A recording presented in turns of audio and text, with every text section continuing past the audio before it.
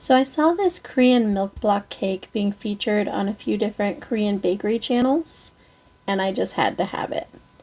So first we're going to start with diplomat cream. We're going to take heavy whipping cream, whole milk, part of a vanilla bean, sugar, and put that in a saucepan. Before we heat it, it's smart to take your condensed milk and your cornstarch, get it all mixed up so that when the milk gets hot, you don't have to worry about burning it, and you can have your mix ready to pour in.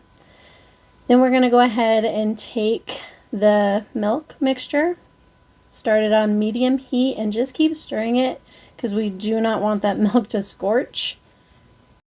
It's going to take a while for the milk to heat up, but just keep stirring it and keep a close eye on it. And we're going to wait till we start to see these little bubbles forming, so just before the boiling point. You'll take your condensed milk slurry and go ahead and scrape that in there real quick because we don't want to make a dumpling. And once we get that in there, just stir, stir, stir, stir. Keep a close eye on your mixture because you're going to start to see it thicken up. And the texture that we're looking for is going to be kind of like pudding. Not quite as thick as pudding, but pretty darn close.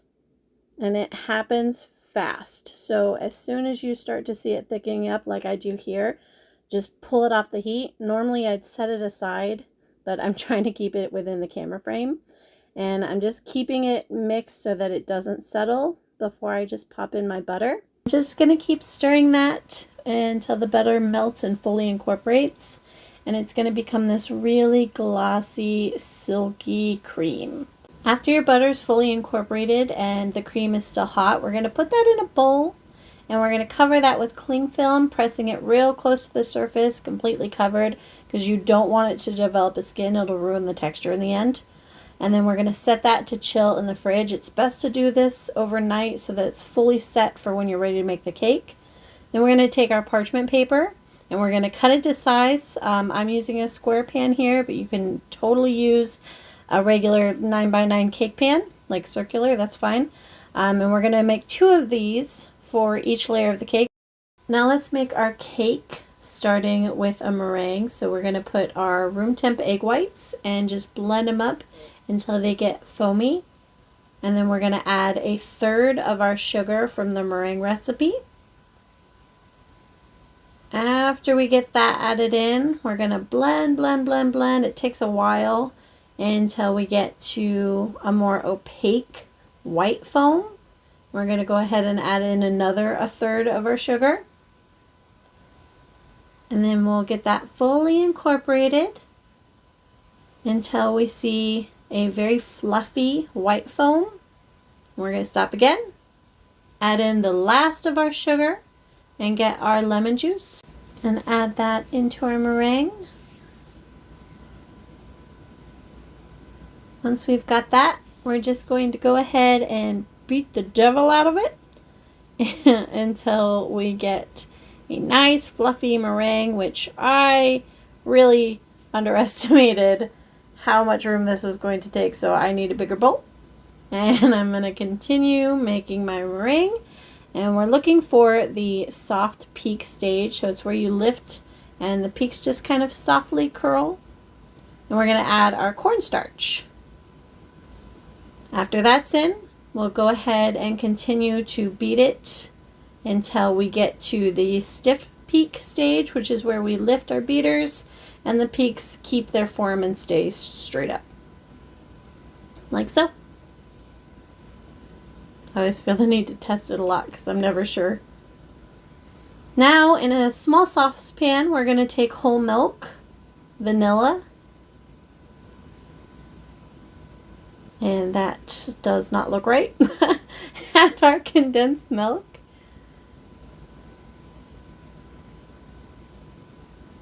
And some cooking oil. I used canola, but vegetable, whatever you have is fine, just as long as it's cooking oil and not olive oil. We're going to put that in a double boiler. And we're going to need a thermometer, and we're looking for about 105 after we heat it up. We're going to put that in a bowl, nice and warm, and really shaking the heck out of that And we're going to sift in some powdered milk and cake flour. Now I'm using a fine mesh sifter here, and the powdered milk was too big, so dump that in. And we're going to mix this up.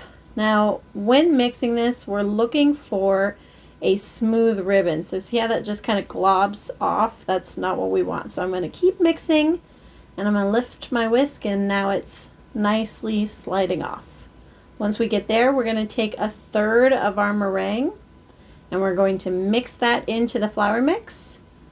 And this is just to help thicken in, this is just to help thin it so that when we fold in the meringue, it'll all incorporate easily. So we're taking the rest of the meringue, and we're going to pop that into our cake batter. We're trying to be careful not to lose our air that we've incorporated, because this is what's going to give your cake rise in place of, like a leavener, like baking soda or baking powder. So just gently fold it in, and you'll get a lovely fluffy white batter. You're going to take the parchment paper you prepared earlier in your cake pans and go ahead and separate that into 2 equal batters, I guess. Just make sure that they're real close to equal, because it's going to affect their baking time and the length of your layers. As you'll find out, I made the mistake of screwing that up, so my layers were not even. Now we're doing a bain-marie, which is, I think that's how it's pronounced. We're just putting boiling water in a bigger pan so that when it cooks, it disperses the heat. And we get this beautiful white cake, just like from the video. Now I'm trimming the edges to square it off. You don't have to do that, but it does make it prettier. That is, of course, if you have an even eye. I trimmed it terribly awkward, but whatever. Now we're making the heavy whipping cream, or the whipped cream. So we're taking heavy whipping cream, whipping it up into a whipped cream.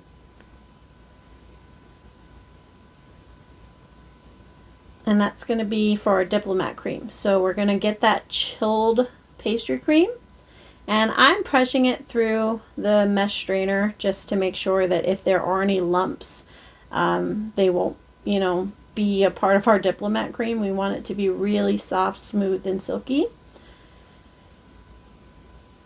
And when we're done with that, we're going to pry it off the bottom of the strainer.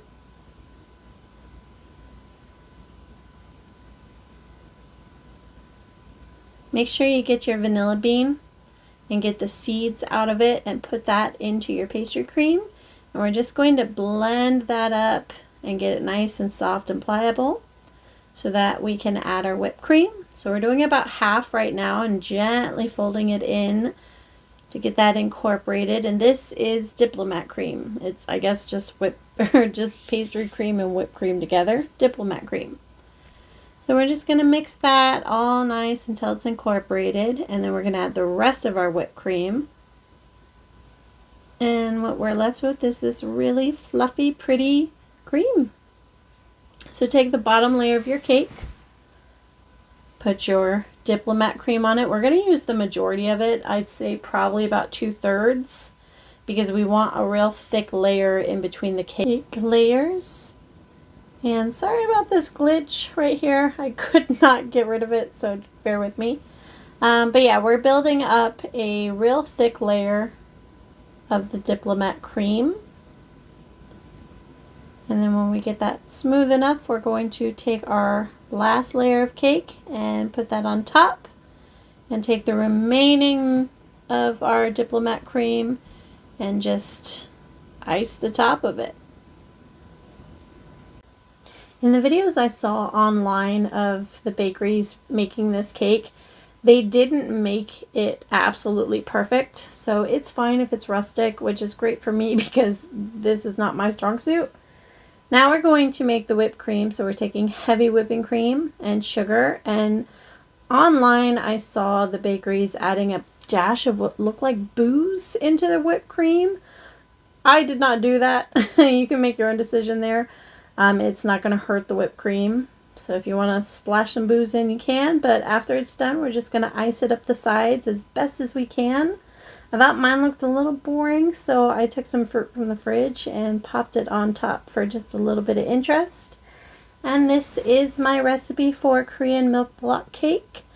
I really watched the videos online of bakeries making these cakes so closely. I even translated the Korean on the cartons of milk and stuff that I could see, so I knew what I was using. So I hope you guys give it a try and let me know in the comments what you think. I had a lot of fun making this. It's a truly unique cake. I hope you have a lovely day.